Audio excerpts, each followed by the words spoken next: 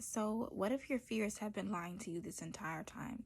What if you're not cursed? What if you can have good things? What if those traumatic events, they happened, but they don't have to shape how you see your life for the rest of your life? What if there is a cure for what you're dealing with mentally? What if you stepping back and saying, you know what? Instead of allowing fear to keep me from having things because I feel like I will either lose it some kind of way, maybe it'll leave me having a good person, maybe they'll leave me, or having good things, period. What if it gets destroyed? What if I destroy it? What if I am a person who is so just horrible because all these things have happened to me, so it must be my fault, right? That's what my fears are saying. That's what my insecurities are saying.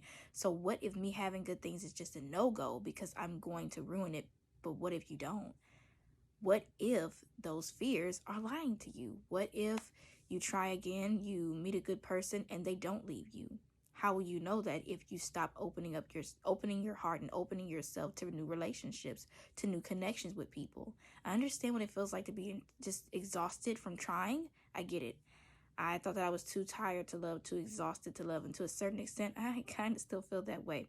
But I don't want to go through my entire life living that way because of numerous events that happened to me, and my feelings are valid, very, but I can't miss out on my own life because of those events. So instead of being so afraid to have good things because you're scared of losing them, what if you position your mind like this? I would rather have something and face the potential, like I could lose it. That is a factor. That could happen. Yes, it could.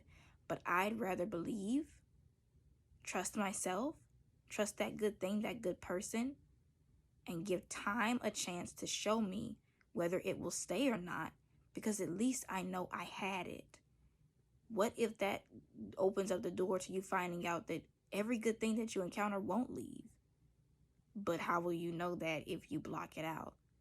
This is where my mind is right now, because I cannot stress enough. I have undiagnosed BPD, and I say undiagnosed because I feel like when you wait on doctors to diagnose you for everything, please hear me clearly, sometimes you will wait forever.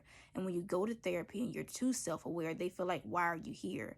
But if you're a therapist and someone comes in knowing so much about themselves, that ought to help you do your job better, not shut down on them because it seems like they're doing your job. No, you can still provide help because help is still needed, trust and believe. My point here is, people say there's no cure for BPD. I am studying. I am learning everything I need to learn because I believe there's a cure for everything. And maybe I'm crazy for that. Fine, I'll be that. But I am crazy enough to believe that everyone can be restored back to life. Where there's life, there's chance. Where there's life, there's opportunity. You're still breathing. There's still time. We still have life. You're still here. Those experiences changed how you saw life. So let's open the door for more good experience to change how you see your life, since you lost that hope, since you lost that glow and just that trust in love, that trust in happiness, believing that you could have good things and keep those good things. Open up the doors so that more good experiences can come to you and you can just live and figure this thing out and not box yourself in and not give up on yourself and not shut the door on your own life because you feel like what you've gone through is just how it's going to be forever. You don't know that. You really don't. You don't know if by tomorrow you're going to feel better. When I tell you I was in a very, very horrible place in October, lost someone that I thought would never leave, literally told this person everything that I had encountered, every dramatic event that I encountered, and they left. After I told them everything, it was like they duplicated that pain. So I had to relive all of those experiences all over again.